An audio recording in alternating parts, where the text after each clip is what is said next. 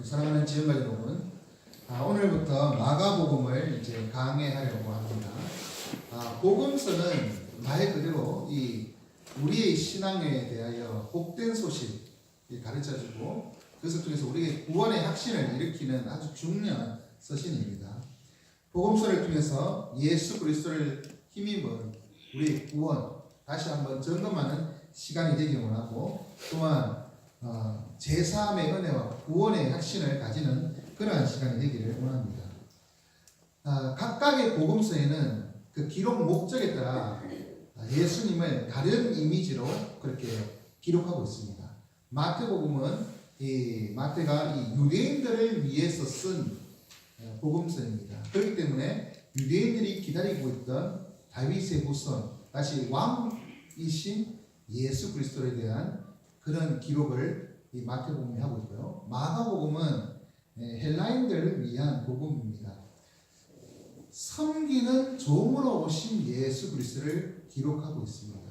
누가복음은 의사로서 예수님을 바라보면서 인간적인 모습들, 그 형태를 많이 기록하고 있습니다.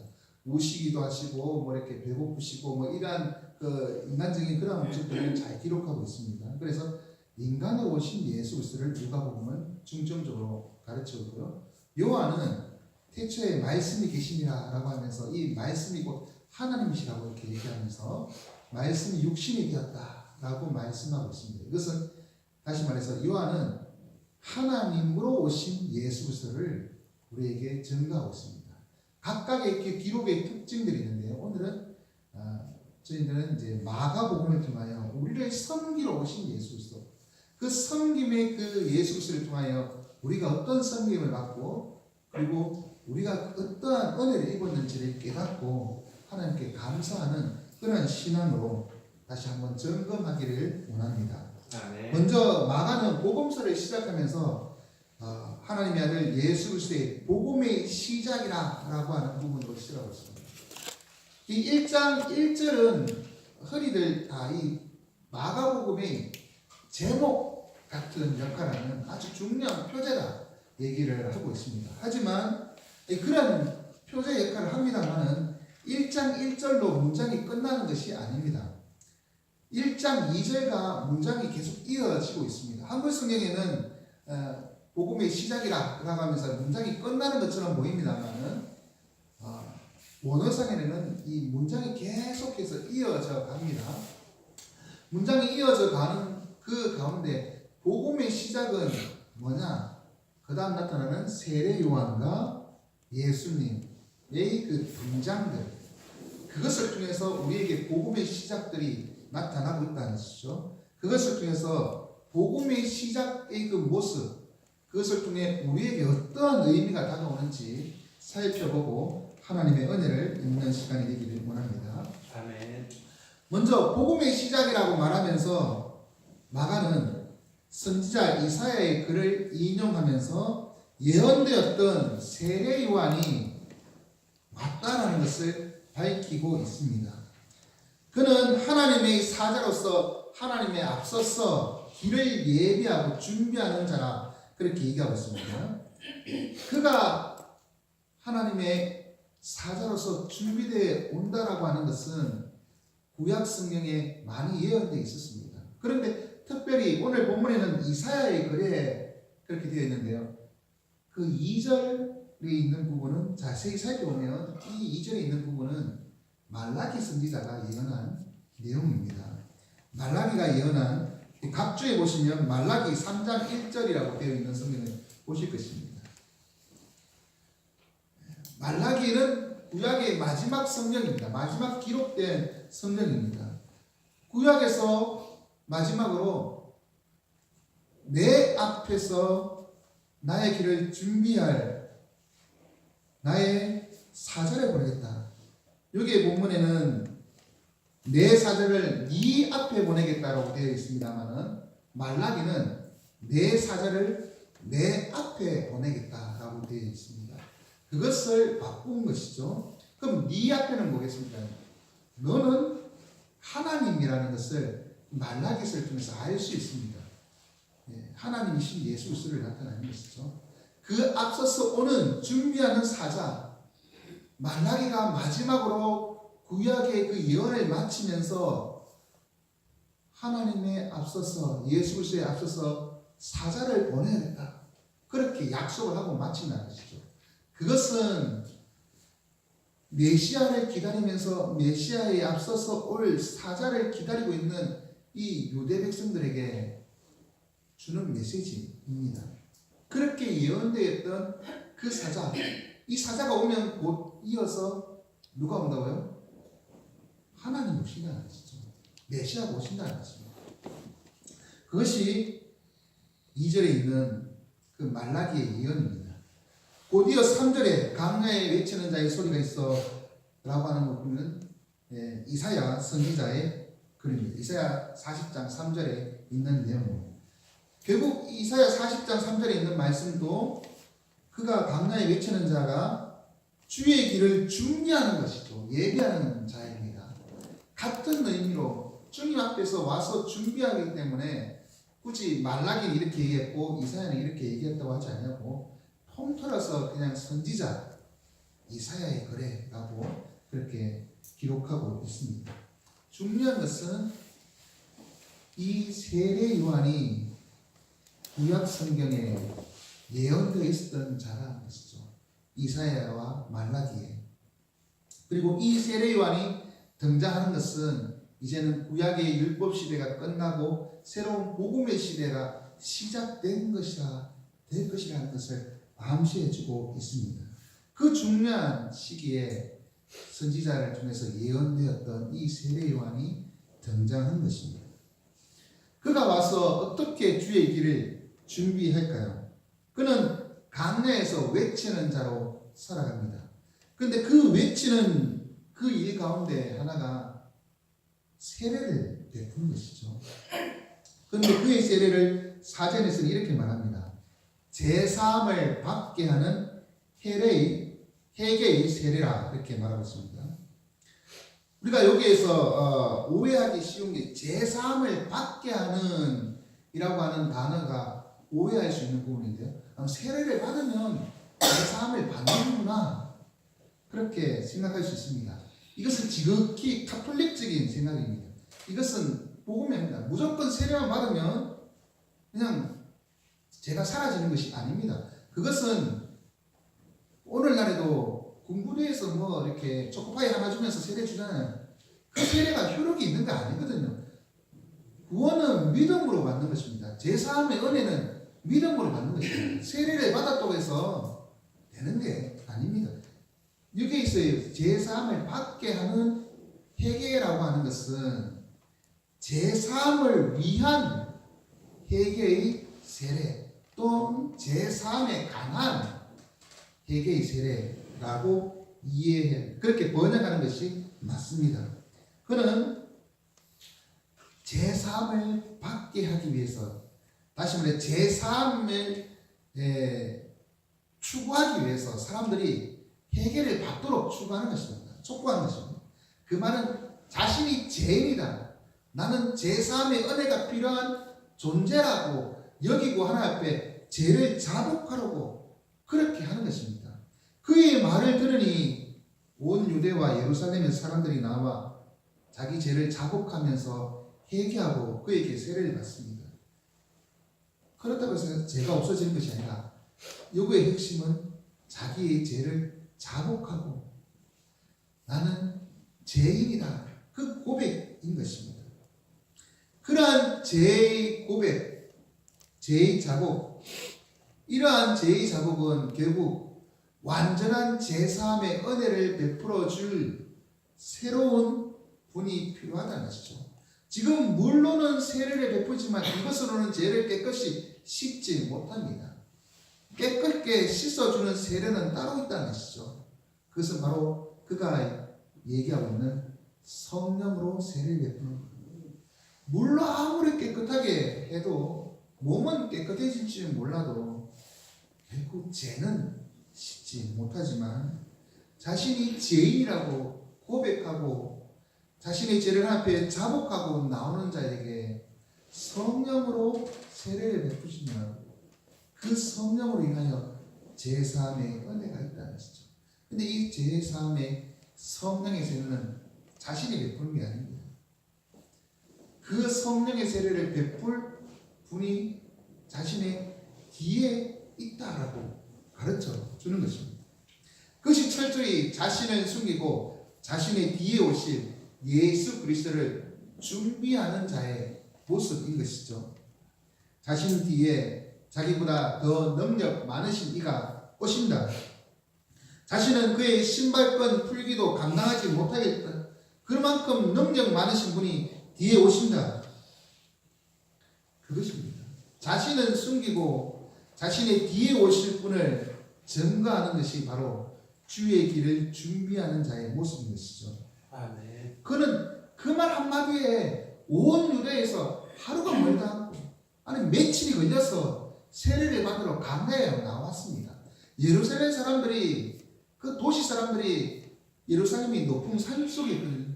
내려와서 강가로 내려와서 세례를 받고 다시 올라갑니다. 쉬운 일 아닙니다. 자동차가 있습니까? 전에 삼성 올라갔다 내려왔다 이거 하면 또 귀찮을 때가 많은데 그 예루살렘의 저 산에서 이 저 강야로 저 요단강으로 내려갔다가 세례를 받고 올라가는 거 힘듭니다. 말 한마디에 그렇게 사람들이 옵니다. 영감을 받을 수 있는 그런 사람입니다.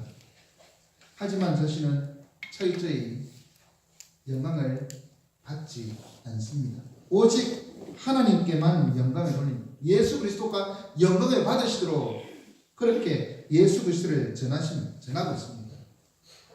이것이 바로 그가 하는 일입니다. 그는 자신의 뒤에 오실 예수 그리스도, 그 예수 그리스도가 바로 그들이 기다리고 있는 메시아라고 그 분이라는 것을 증거하는 자인 것입니다. 그 세례 요한의 사역이 바로 복음의 시작을 알리는 그런 메시지였던 것입니다. 세상 사람들에게 예수 그리스도를 소개하고 다시 오실 예수 그리스도를 준비하고 계신 우리 지영가족 여러분, 우리는 세례 요한과 같이 주의 길을 예비할 자들입니다. 다시 오실 주님을 준비하는 그 사명을 우리는 가진 자들입니다. 아직 제사함의 은혜를 잊지 못한 자들, 그들에게 우리는 제사함을 받게 하실 예수 그리스도를 증거할 사명이 있는 것입니다. 우리는 그 일을 감당해야 합니다. 그 일을 감당하는 사람은 자기가 영광을 받지 않습니다. 오직 모든 영광은 하나님께 예수 그리스도께 돌려드립니다. 많은 능력의 종들이 자신의 이름이 높여지고 자신이 영광 받기를 원합니다만 참된 종들은 모든 영광은 하나님께 돌립니다. 우리는 예수님만 영광 받으시도록, 예수님만 높임 받으시도록 우리 자신을 낮춰야 합니다.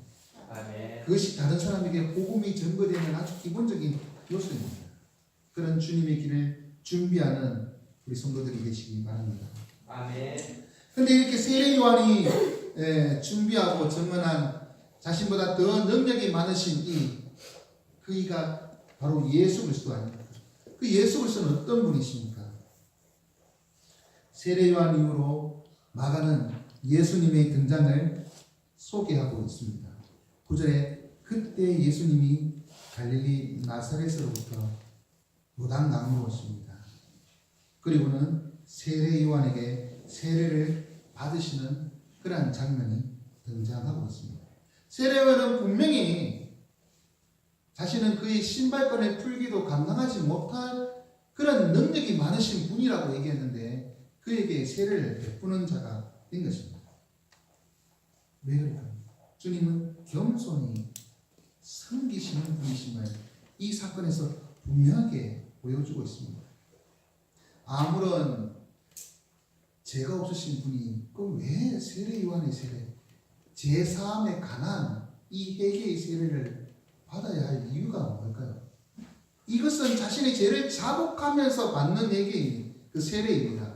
그런데 죄가 없으신 주님이 받으신 이유는 뭘까요? 마가는 예수님이 왜 세례를 받는지에 대해서는 언급하지 않습니다. 하지만 우리가 짐작컨대 이것은 다른 사람의 죄를 대신 지신 예수 그리스도가 다른 사람의 죄에 대한 안수식입니다. 구약의 제사에 보면 죄 지은 자가 짐승을 제물을 하나님께 끌고 갑니다. 그리고는 안수를 하죠. 내 죄가 전가되고 또는 나와 이 짐승이 동일시되는, 그래서 하나님께 드림으로 이 제물을 죽이는 것입니다. 그것처럼 죄인인 세례 요한은 세례를 베품으로 죄의 전가 또는 죄의 동일시, 죄인과 동일시 취급을 받으시는 예수 그리스도가 되는 것입니다. 그리고 또한 이 예수 그리스도가 이렇게 안수를 받는 것은 이 땅에서 사역을 시작하는 대제사장으로서의 하나 안수식이라고도 할 수 있습니다. 이제 예수 그리스도는 죄인이 아님에도 불구하고 제사함을 받게 하는 회개의 세례를 받음으로 죄인이 걸어가는 그 길, 죄인을 위한 길을 걸어가게 되는 것입니다. 그것은 죄인이 아님에도 불구하고 우리 죄인을 위한 대속의 걸음을 걸어가신다는 것입니다. 그런데 마가는 이 예수님의 세례보다 관심을 갖고 있는 것은 세례 받으시고 난 이후에 나타난 사건에 집중하고 있습니다. 10절에 세례를 받고 물에서 올라오실 때 하늘이 갈라지고 성령이 비둘기같이 자기 위에 내리실 뿐만 아니라 하늘로부터 너는 내 사랑하는 아들이라 내가 너를 기뻐하노라 라고 하는 하늘의 음성이 들렸다고 그렇게 기록하고 있습니다. 이는 하나님께서 예수님을 하나님의 아들로 인정하셨음을 보여주는 것입니다. 바로 예수님이 이제 사역을 시작함으로 복음이 시작되었다는 것입니다. 하나님께서 인정하신 하나님의 아들, 복음의 시작이 바로 이러한 하나님의 인정으로부터 시작되고 있는 것입니다. 이러한 사건이 있으면 이제 좋은 일이 일어나야 될 것인데요. 그런데 12절에 보면 성령이 임재하셨잖아요. 비둘기같이 임하셨잖아요. 평안한 상태가 아니라 오히려 이 성령이 예수님을 강야로 몰아내십니다. 이 강야는 바로 사단이 시험하는 그런 강야입니다. 시험의 장소로 예수님을 몰아내신 성령, 왜 몰아내실까요? 그곳에서 시험 받도록 몰아내십니다. 그런데 이 시험 받는 것이 마태는 예수님의 시험이 어떤 시험인지를 자세히 기록하고 있습니다만 마가는 예수님의 시험에 대한 그 내용은 기록하지 않습니다. 단지 성령이 몰아내셔서 시험을 감당하게 하셨다. 40일 동안 그곳에 계시면서 시험을 받았다. 이 사실만을 기록하고 있는 것이죠.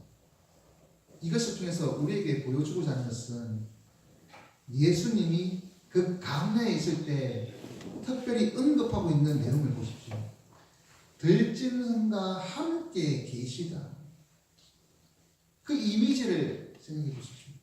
아무것도 없는 강야에 짐승들이 있습니다.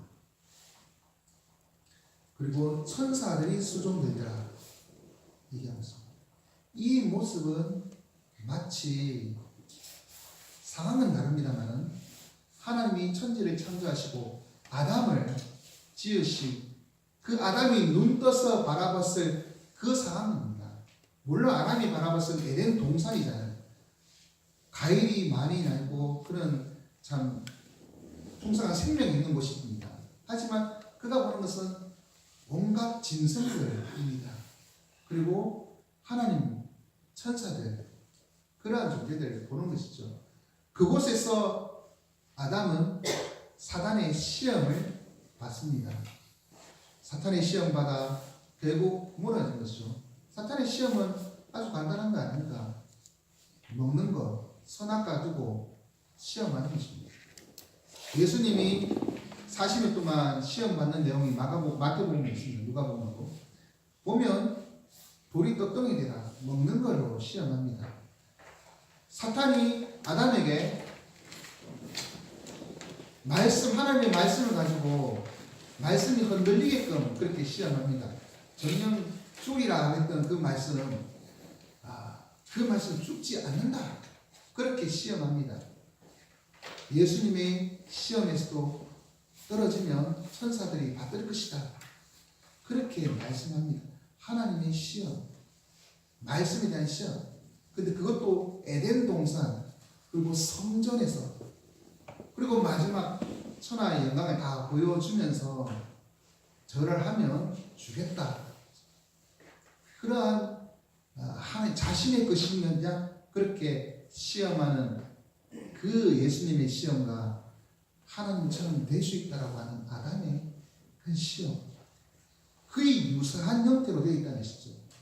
아담은 그 시험에서 실패했는데 이 40일 그 에덴 동산 같은 그러한 상황 속에 있는 아무것도 없고 말할 상대라고는 사탄밖에 없는 동일한 상황에 있는 예수님이 그 시험을 이기셨다는 것입니다.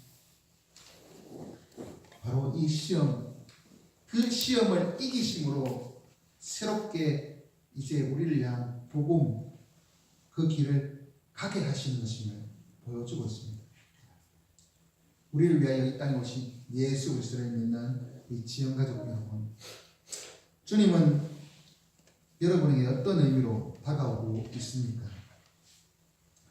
주님은 하나님의 인정을 받고 성령이 임하실 뿐만 아니라 시험의 장소인 광야로 내몰렸지만 묵묵히 주의 뜻을 따라 행하셨습니다. 그리고 사단의 시험을 이기셨습니다. 이것이 우리에게 복음으로, 그 복음의 시작으로 다가오심을 기억하십시오. 예수 그리스도의 이러한 사건이 없으면 우리는 하나님과 상관없는 자였을 것입니다. 모든 시험을 이기신 예수 그리스도께서 우리를 위하여 죽음의 걸음을 가지고 사단을 이기셨기에 우리는 승리하는 것입니다. 복음이 이루어지는 것입니다. 그러한 복음을 깨닫는 우리들 되기를 원합니다. 아멘. 그럼 이런 것들이 복음의 시작이라고 하는데 앞서서 1장 1절이 표제처럼 나타나는 1장 1절이 그 앞 뒤에 있는 이 13절까지의 내용을 어떤 의미로 포함하고 있을까요? 먼저 마가는 예수님을 하나님의 아들이라 그렇게 고백하고 있습니다. 하나님의 아들이라는 것은 10절에 세례를 받고 물에서 올라오실 때 하늘로부터 소리가 났던 것, 11절이죠. 이는 내 사랑하는 아들이요 내가 너를 기뻐하노라 하는 하늘의 그 인정, 그것을 나타냅니다. 하나님의 아들이라는 것이 하나님의 증거로 나타나고 있다는 것이죠. 그런데 주님이 무슨 일을 했기 때문에 하나님으로부터 인정을 받은 것이 아니라는 사건입니다. 아니라는 사실입니다. 다시 말해서 세례를 받았기 때문에 하나님께서 그렇게 말씀하셨고, 세례를 받기 전에는 하나님의 아들이 아닌 게 아니라는 것이죠. 그게 무슨 말인지 알겠죠? 예수님이 세례를 받았기 때문에 하나님이 인정하신 것이 아니라 이것은 세례와 상관없이 하나님께서 이전부터 이 예수 그리스도가 어떤 분인지, 본래 어떠한 존재인지를 알려주는 역할을 하고 있습니다. 예수님은 단지 물에 들어갔다 나왔을 뿐입니다. 그 행동에 대한 대가로 주어진 하나님의 인정이 아니라는 것이죠. 본래 하나님의 아들이심을 이 사건에 특별히 나타내 보이신 것입니다. 창세전부터 계신 하나님의 아들이 이 땅에 오셨다라는 것을 선언하신 것입니다. 이것이 복음의 핵심입니다. 하나님의 아들이, 그 존귀한 하나님의 아들이 하늘 영광을 버리고 이 땅에 인간의 몸이 되어서 오신 것, 그 죄 많은 죄인들이 받아야 할 그 죄 사함을 받게 하는 그 회개의 세례를 받으심으로 우리를 위한 그 길을 걸어가신 그 예수 그리스도, 그 하나님의 아들이 이 땅에 내려오신 그것이 바로 복음의 시작이라는 것입니다. 그래서 주님은 죄인이 져야 할 죽음의 저주를 대신 짊어지시는 그 사명을 가진 하나님의 아들로서의 그 사역의 시작, 그것이 바로 복음의 시작임을 분명하게 말씀하고 있습니다. 그런데 이 하나님의 아들이 예수 그리스도라고 얘기를 하고 있습니다. 예수는 여호와는 구원하신다라는 이름에 마태가 그 의미를 보태서 자기 백성을 저희 죄에서 구원할 자라는 의미를 가지고 있는 이름입니다. 그리고 그리스도는 기름 부음 받은 자라는 뜻 아니겠습니까? 주님은 기름 부음 받은 자입니다. 근데 그 기름 부음은 어떻게 나타납니까? 성령이 비둘기같이 내려오심이라고 그렇게 말씀하고 있습니다. 주님은 단순히 어떠한 기름, 보통의 기름이 아니라 성령의 기름 부으심을 받은 자입니다. 이것은 세례를 받고 올라오셨을 때 그제서야 성령이 임하신 것이 아니라 그 전부터 하나님 아들로서 성령의 기름 부으심을 받은 존재였습니다. 그것을 사람들에게 보여주고자 특별히 그런 이벤트가 주빈된 것이죠. 그는 본래부터 성령에 충만한 자이셨습니다. 이렇게 성령의 기름 부으심을 받은 그 메시아가 우리를 위한 구원의 걸음을 걸어가신다는 것이죠.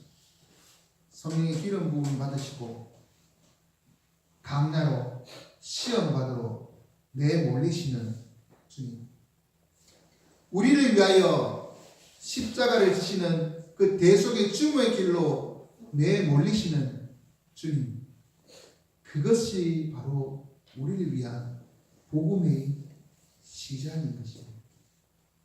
그런데 주님은 이 강야 시험에서 끝내 이기셨습니다. 그 곁에는 천사들이 수종을 들었습니다. 이 마태는 이 천사들이 수종 든 것을 모든 시험을 이긴 결과로 기록하고 있습니다만, 마가는 그 결과, 이 내용이 상관이 없이 천사들이 수종 들더라 이렇게 얘기하고 있습니다. 이것이 뭐겠습니까? 사단의 시험, 그 장소, 사탄이 지배하고 주장하는 것 같은 그 장소에 천사들, 다시 말해서 하나님의 다스리심이 선포되고 있습니다. 천사들이 수종된다는 것은 주님이 그곳에서 다스리신다는 것을 의미하고 있기 때문이십니다. 이제 사탄의 나라는 무너지고 하나님의 나라가 임하신다라는 것을 보여주는 것이 이 강야에서의 천사들의 수종인 것입니다. 중요한 것은 주님이 사탄의 시험을 이기시고, 그리고 그 이기심이 우리에게 사탄의 그 위험, 시험, 유혹, 그 속에 무너지고 있는 우리에게 위로가 되신다는 것이죠. 사탄이 이기신 주님, 그 속에 천사들이 수종되는, 이제 사탄의 나라는 무너지고 하나님의 나라가 섰으니 우리가 잠깐 괴로워도 주님이 이기셨음을 기억하고 믿음으로 살아가면 우리는 승리한다는 것을 알게 해주는 것입니다. 주님의 승리, 그 승리가 우리에게 주어지는 것입니다. 비록 우리가 당하는 고통이, 고난이, 핍박이 우리는 참을 수 없고 견딜 수 없고 크다 하지만, 주님이 이미 시험을 이기셨습니다. 이기시고 승리하셨습니다. 그리고 천사들이 예수님을 수종들면서 주님이 다스리신다는 것을 보여주고 있습니다. 그러니 좌절하지 않아야 한다는 것이죠. 예수 그리스도의 복음을 듣고 기뻐하신 우리 지원가족 여러분, 하나님의 아들이신 귀한 우리 존귀하신 우리 예수님께서 이 낮고 낮은 이 땅 위에 오신 것, 그것이 얼마나 큰 사건입니다. 근데 그 사건이 바로 나를 위한 것이라고 생각하면 그건 얼마나 기적입니다. 그건 은혜입니까? 나에게 주신 하나님의 은혜입니다. 하나님의 아들이신 예수 그리스도가 우리에게 오셔서 우리를 복음의 길로 이끌어 가신 것은 너무나도 크신 은혜인 것입니다. 그런 은혜를 기억하고 믿음으로 살아가기 원합니다. 아멘. 그럴 때 우리는 하나님 주시는 복음을 경험하는 자들입니다. 복음의 길을 주와 함께 걸어갈 그러한 성도인 것입니다. 그러한 믿음으로 살아가기를 원합니다. 아멘. 이제 말씀 읽겠습니다. 주님은 우리를 위하여 복음의 빗장을 열어주셨습니다. 복음의 시작을 알린 세례 요한의 사역처럼 우리도 주의 길을 준비하고 주를 증거하면서 주만 높여야 합니다. 아울러 예수 그리스도가 이 땅에 오셔서 우리를 위하여 온갖 시험과 고난을 이기신 것을 기억하며 주를 위해 받는 고난, 주의 남은 사역에 동참하는 그 고난에 동참하는 것을 주저하지 않아야 할 것입니다. 아멘. 왜냐하면 주님은 이미 사단을 이기셨습니다. 우리는 주님의 은혜에 따라 그 승리의 자리로 이끌려가고 있습니다. 주님 우리를 승리의 자리로 부르시고 있습니다. 그러니 주와 함께 사단의 머리를 밟을 자들로 믿음으로 쓰시는 우리들 되기 원합니다. 아멘. 복음이 우리에게 시작되었습니다. 그 복음을 붙잡고 믿음으로 살아가며 구원의 확신 가운데 살아가는 주의 여러분 되시기를 원합니다. 아멘. 그렇게 살기 원하시는 분들 다 함께 찬송가 88장으로 주님 주신 말씀에 감사 찬송을 열어드리겠습니다. 찬송가 88장. 자, 우리 어린이도 88장 같이 한번 찬양할까요?